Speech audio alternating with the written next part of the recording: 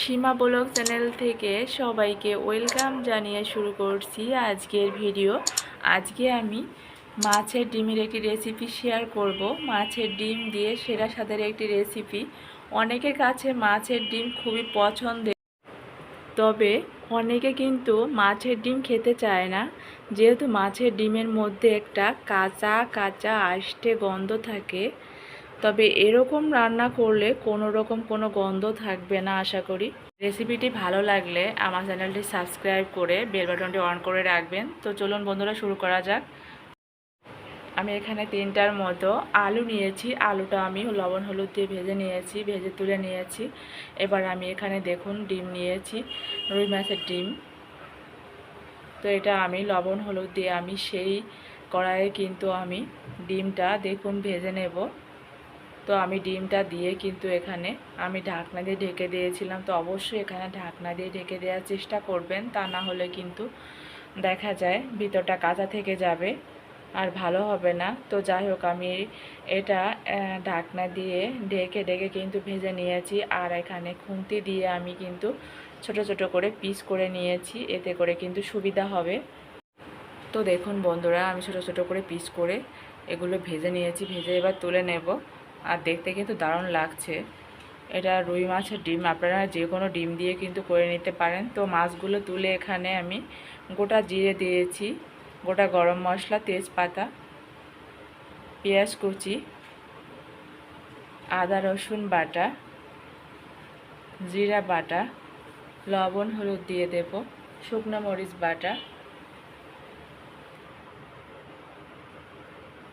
এবার আমি এখানে টমেটো কেটে নিয়েছি, টমেটো দিয়ে দেব।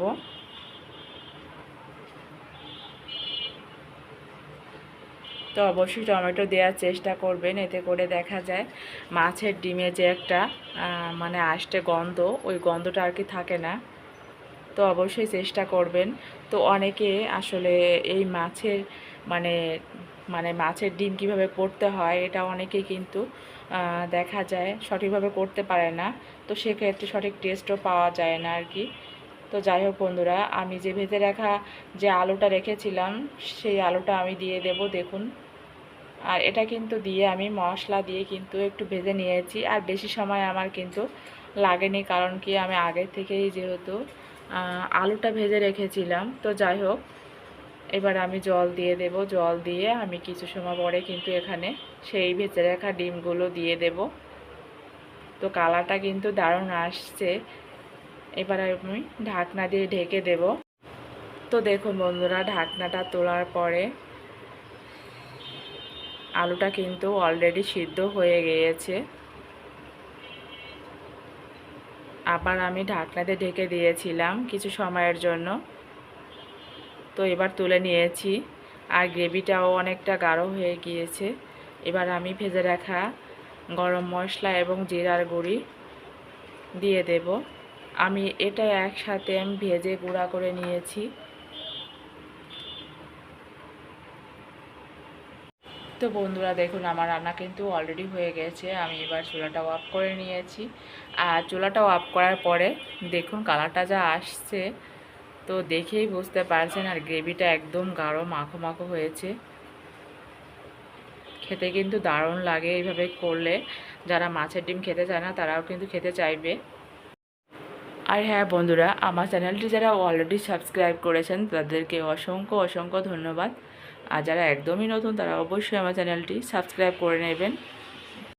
আর হ্যাঁ বন্ধুরা, একটা কথা বলি, সে হচ্ছে আমার আমার ভিডিওগুলো কেমন হয় জানি না, আমার রেসিপিগুলো কেমন হয়। তো আপনারা হয়তো বা আমাকে জানাতে পারেন আসলে আমার রেসিপিগুলো কেমন হয়।